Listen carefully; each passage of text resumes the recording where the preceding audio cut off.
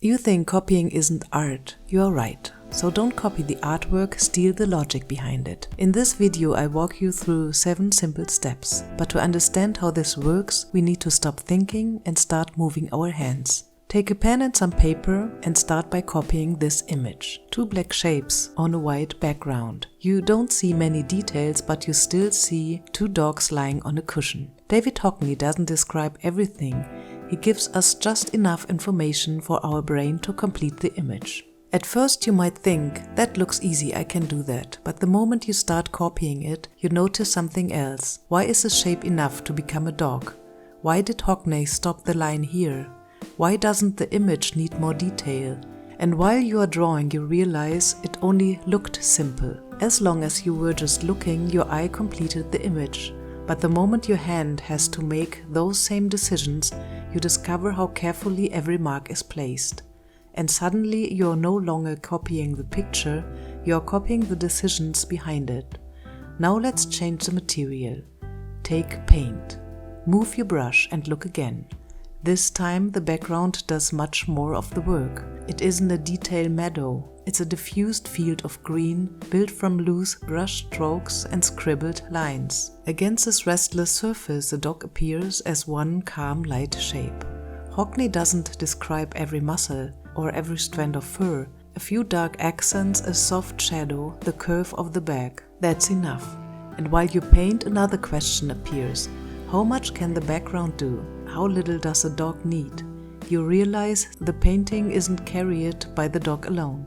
The background creates the atmosphere, the contrast make the dog visible, and your eye complete the rest. And now let's simplify even further. Use only one line, no shading, no background, almost no information, just contour. Follow the shape of the body. Don't polish it, don't explain too much. Stop as soon as a dog appears.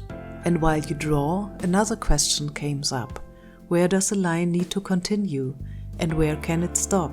You realize the outer contour is doing all the work. Now look at this close-up. It has become a portrait of a dog. And once again, new questions appear. How much of the page should the head occupy? How much empty space does it need around it? Where should the image be cropped? What belongs in the foreground and what can disappear?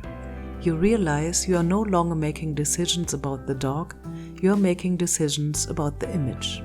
4 dogs, 4 decisions. These are your first steps. But the goal is not to become a better copy of Hockney. The goal is to use the copy as a starting point. So choose your own subject, a plant, your hand, something from your room. Take Hockney's logic and transfer it to your own image. Then stop looking back, follow what happens on the paper. Let the drawing surprise you, leave the rules behind and see where the image wants to go. The copy has done its job, it opened a door, now the image is yours. That's where your own artistic voice begins. If you feel a little pull right now, I want to draw but I don't know where to start, or I used to draw but somehow I lost the flow, you can download my free drawing guide. It will help you begin without pressure and without worrying about perfect results. And if you want to experience the complete 7-day process with me, join me on Patreon.